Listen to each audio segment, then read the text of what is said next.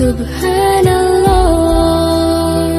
walhamdulillah la ilaha illallah Allahu Akbar.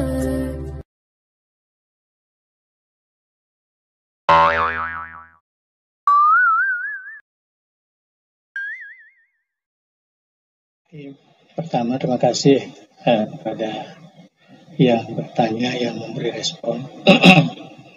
Pertama, Dr. Abzar tadi yang mempersoalkan tentang kaitan ajaran tasawuf, terutama yang 3 itu, mahabbah, al-khauf, raja. Kaitannya dengan wasatiyah. Ya. Sebenarnya kalau kita bicara pengertian wasatiyah, itu memang ajaran Islam ini kan ajaran wasatiyah, ya. Bukan jadi betul itu apa yang dikatakan bahwa kaitan mahabbah, raja dan khauf itu adalah merupakan contoh bahwa ajaran Islam ini ajaran wasatiyah. Kita tidak boleh terlalu takut dan kita tidak boleh terlalu optimis, ya, tetapi antara keduanya, ya, sayap itu dijadikan sebagai sayap yang aktif kedua-duanya, ya, jangan ada salah satunya yang mati. Kemudian kalau kita kaitkan, jadi sekali lagi saya teruskan bahwa ajaran Islam itu atau Islam itu sendiri itu adalah wasatiyah, ya, wasatiyah, dan yang menunjukkan secara metodologi ialah ahli sunnah wal jamaah. Ya, artinya ajaran-ajaran metodologi pemahaman Islam yang dibawa oleh ahli sunnah, ya, baik dari segi akidah, dari segi fikih, dari segi akhlak, tasawuf, ya, maka ahli sunnah itulah yang menampakkan, yang membuat, mengkaji wasatiyah itu secara pendekatan metodologi. Ya. Kemudian kaitannya dengan ayat wa kadzalika ja'alnakum ummatan wasata litakunu syuhada'a 'alan nas wa yakuna ar-rasulu 'alaikum syahida ila akhiril ayat. Ayat ini kan terkait dengan peralihan kiblat, ya, dari Baitul Muqaddas ke Makkahul Mukarramah. Dan ini menunjukkan bahwa yang dimaksud dengan ayat itu adalah sifat yang ada pada umat Nabi Muhammad.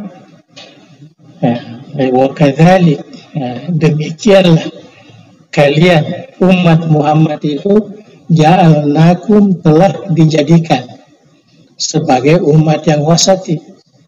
Ya. Jadi saya selalu mengatakan bahwa umat wasatiyah itu bukan tujuan umat Islam, bukan, tapi itu adalah sifat semula jadi. Artinya kalau tidak wasatiyah itu bukan umat Islam namanya. Karena Allah mengatakan wa kadzalika ja'alnakum ummatan wasata. Jadi kalau bukan ummatan wasata itu bukan umat Rasulullah. Cuma kenapa kita dijadikan umat wasata? Itu yang perlu kita berikan highlight, kita berikan tumpuan pemahaman. Dalam ayat itu jelas litakunu syuhada'a 'alan nas, supaya menjadi contoh kepada umat-umat manusia yang lain. Ya, jadi kalau kita mau membangun masyarakat Islam ini, bukan mencapai umat wasat, karena dia memang sudah umat wasat. Tapi umat wasat ini dibangun menjadi ummatan syahidah, Jadi ummatan syahidah itulah yang menjadi tujuan objektif. Ya, itu yang mungkin sedikit berbeda yang selalu kita dengarkan. Seakan-akan kita umat Islam ini, mari kita wasatiyah. Ya, mari kita kembalikan sifat wasatiyah itu. Kalau memang dia tidak wasatiyah. Ya, karena umat Islam itu memang hakikatnya adalah umat wasatiyah. Ajarannya itu memang wasatiyah. Seperti yang tadi yang sudah dirumuskan, dan itu betul sekali bahwa ajaran tasawuf, ajaran fikih, ajaran akidah itu semua wasatiyah. Ya, itu semua wasatiyah. Tetapi umat yang kita perjuangkan sekarang ini adalah umat yang bisa menjadi contoh kepada masyarakat lain. Itu yang menjadi tujuan kita sebenarnya dalam pembinaan, baik dari segi pendidikan, dakwah dan sebagainya. Kita mau umat Islam ini menjadi contoh, Saya kira kalau ini memang kita sepakat, semua orang yang bergerak di bidang pendidikan Islam, bidang dakwah Islam, bidang bimbingan masyarakat Islam ini, semua mengarah ke situ. Ya, tapi terkadang umat Islam kan dengan munculnya organisasi ini, terkadang berkelahi sendiri-sendiri. Ya, seakan-akan tidak tahu apa sebenarnya tujuan gerakan mereka. Saya kira itu terutama Dr. Abzar boleh sedikit mengilmiahkan itu antara ummatan wasata dan ummatan syahidah. Yang menjadi tujuan kita adalah ummatan syahidah. Perjuangan kita, perjuangan ke arah ummatan syahidah. Bukan perjuangan ke arah ummatan wasatiyah. Ummah wasatiyah memang sudah ada menjadi sifat semula jadi bagi umat Islam. Itu yang saya pahami dan selalu saya kemukakan sejak Yusuf Qaradawi dulu yang awal mungkin mendakwakan istilah umat wasatiyah itu. Jadi itulah sehingga saya selalu mengatakan bahwa kita sebenarnya itu ada wasatiyatul ummah. Itu tidak bisa lagi kita ini itu memang sudah menjadi sifat. Wasatiyat al-Islam itu sudah jelas. Cuma yang menjadi masalah sekarang ini wasatiyatut tadayyun. Cara beragama kita itu ada yang ekstrim di dalam melaksanakan ibadah, ada yang ekstrim, termasuk tadi yang ditanyakan oleh Ustadz Muhammadiyah, kalau sholat ibadah, sholat tarawih terlalu cepat, hanya 3 menit selesai 20 rakaat. Ada juga terlalu lama, sampai orang sudah mau sembahyang subuh belum selesai sembahyangnya.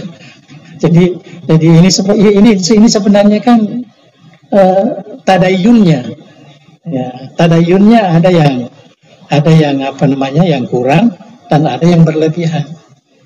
Maka inilah yang ingin kita perbaiki supaya tadayun kita itu juga wasatiyah. Juga wasatiyah. Jangan tadayun kita berbeda dengan umat kita, berbeda dengan agama kita. Maka tadayun kita, cara beragama kita mesti wasatiyah juga. Seperti ibadah tadi. Ibadah kan termasuk tadayun. Memandang orang di luar Islam juga tadayun. Jangan melihat orang kafir itu seakan-akan melihat kotoran. Bukan, itu makhluk hidup. Itu adalah manusia. Dan mereka bukan pilihannya beragama seperti itu. Mungkin kita melawan, kita keras kalau memang dia keras ke kita juga. Itu sebagai konsekuensi daripada kerja-kerja mereka. Tetapi selama dia tidak ada apa-apa terhadap kita, maka kita harus hormati mereka sebagai umat manusia. makhluk Allah Subhanahu wa Ta'ala. Jadi itu pandangan tadayun. Ya, tadayun banyak sekali, dan ini sebenarnya yang menghantui masyarakat Islam pada saat sekarang ini. Munculnya ekstrim-ekstrim yang kita lihat itu kan dari segi tadayunnya. Ya, bukan Islamnya, bukan umatnya, tidak. Dari segi tadayun, pemahaman agamanya. Ya, pemahaman agamanya. Nah, tidak selevel seperti yang saya sebutkan tadi. Jadi 3 wasatiyah ini harus betul-betul setaraf. Ya, barulah muncul ummatan syahidah. Ya, umat yang menjadi contoh.